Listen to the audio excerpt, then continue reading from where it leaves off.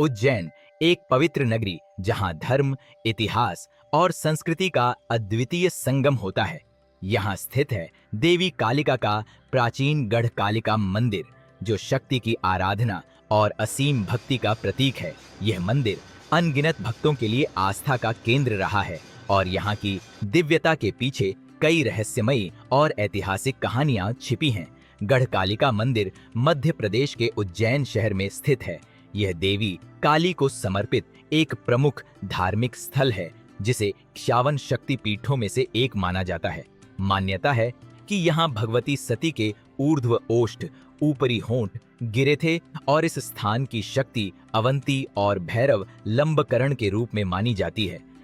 गढ़ कालिका मंदिर का उल्लेख प्राचीन ग्रंथों और लोक कथाओं में मिलता है। कहा जाता है कि यह मंदिर महाभारत काल से भी पुराना है। इसकी सबसे प्रसिद्ध कथा महान कवि कालिदास से जुड़ी है।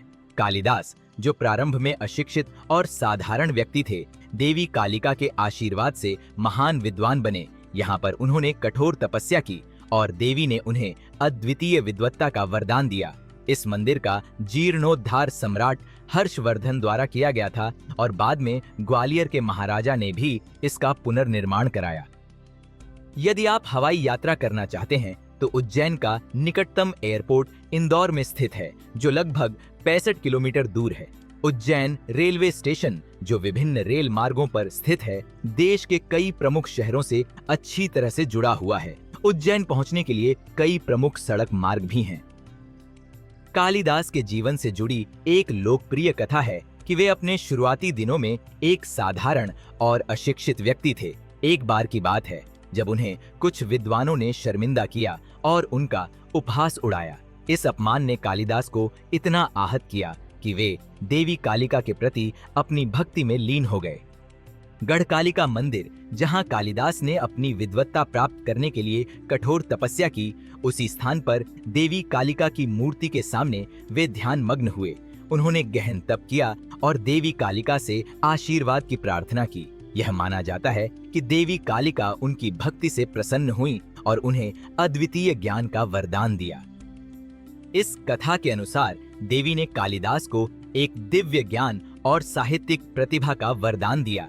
इसके बाद कालिदास एक साधारण व्यक्ति से महाकवि बन गए और उन्होंने अपने कालजयी काव्य और नाटकों की रचना की। उनकी प्रसिद्ध कृतियां जैसे अभिज्ञान, शाकुंतलम, मेघदूत, रघुवंश और कुमार संभव भारतीय साहित्य में मील का पत्थर मानी जाती हैं। गढ़ कालिका मंदिर की स्थापत्य शैली इसकी प्राचीनता को दर्शाती है। यह मंदिर साधारण लेकिन भव्य है, जिसमें शिलाओं की नक्काशी और देवी की मूर्ति का विशेष महत्व है। मंदिर का प्रवेश द्वार और गर्भगृह सरल लेकिन शक्ति से परिपूर्ण आभास कराते हैं।